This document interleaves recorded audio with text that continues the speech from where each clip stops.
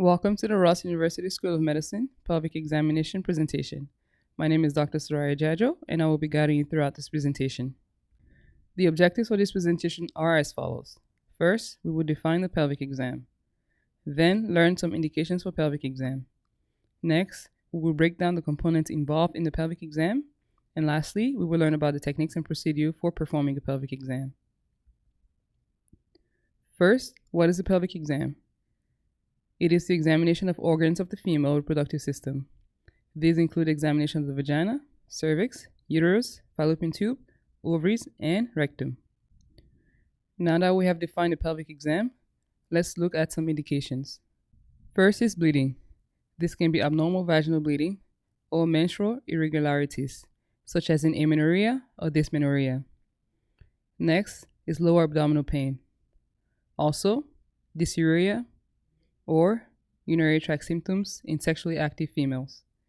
Presence of persistent vaginal discharge, pregnancy, when we're performing a pap test, when placing an intrauterine device or diaphragm contraception. And lastly, when sexual abuse or rape is reported or suspected. A pelvic exam has four main components. First, we have the pelvic examination comprising of inspection and palpation of the perineum. Next is the speculum examination, then liquid-based cytology, and lastly, a bimanual examination. We know the components of a pelvic exam. In order to perform the exam, we will first need to gather supplies.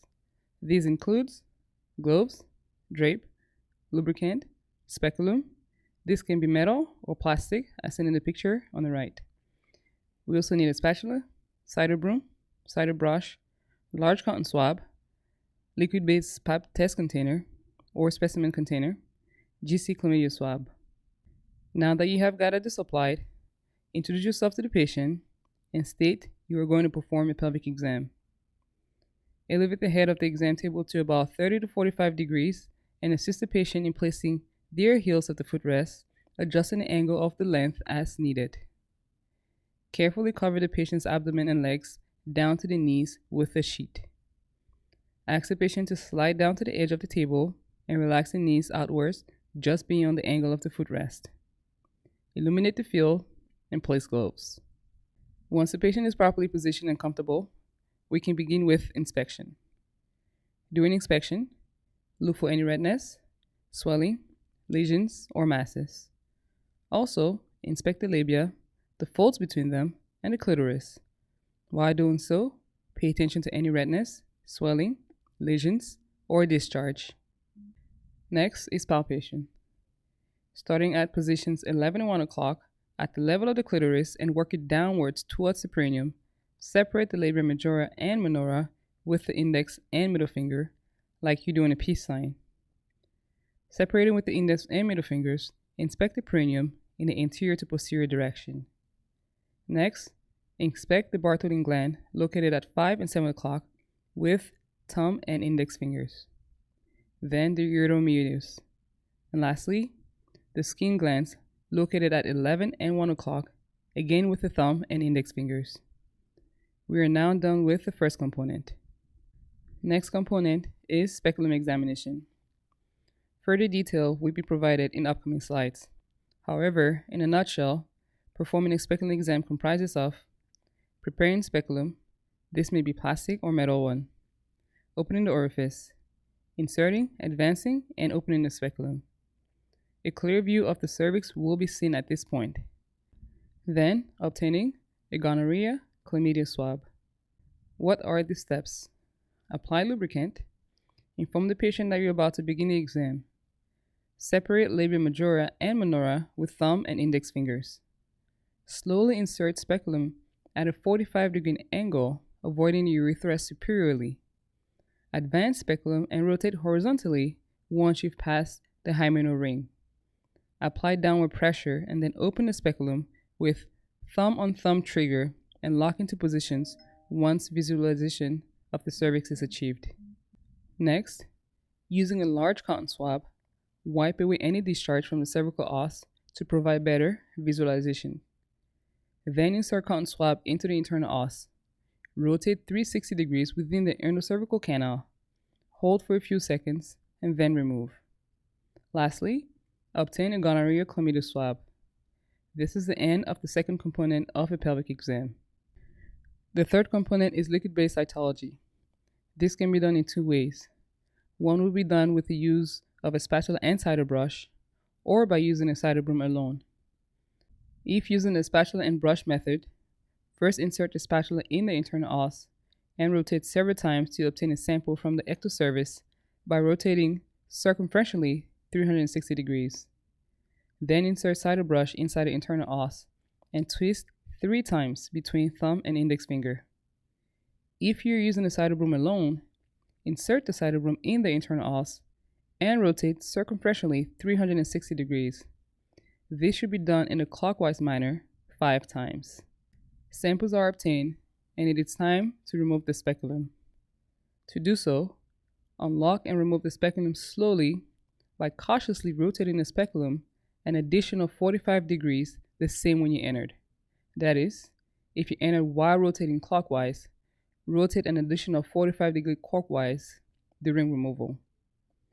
When removing the speculum, rotate to a horizontal position after it is completely removed from the vagina to prevent pooled secretion in the bottom bill of the speculum from dropping on the floor. Metal specula are placed in a sink. Plastic specula are placed in the garbage after disconnecting from the light source if one was used. This is the end of the third component of a pelvic exam. The last component is performing bimanual examination. To do so, again, first explain to your patient what you're going to do. Next, lubricate index and middle fingers of your non-dominant gloved hand and insert vertically into the vagina, ensuring to tuck the thumb. Then, palpate contour of all 4 walls of the vagina. As you are palpating, you can assess for cervical motion tenderness. This is done by tapping the lateral side of the cervix with 2 fingers bilaterally and asking the patient each time if there's any pain. Lastly, check for cystocele and rectocele. Cystocele is a prolapse of the anterior wall of the vagina, which occurs when the wall between the bladder and the vagina weakens. This is assessed by placing your finger on the anterior vaginal wall and asking the patient to cough. Rectocele is a prolapse of the wall between the rectum and the vagina. This is assessed by placing your finger on the posterior vaginal wall and again asking the patient to cough. Determining fonda height is only done in pregnant patients. To do so, position vaginal 2 fingers in the posterior fornix and lift upward while simultaneously applying posterior pressure with abdominal hand to palpate the fundus of the uterus.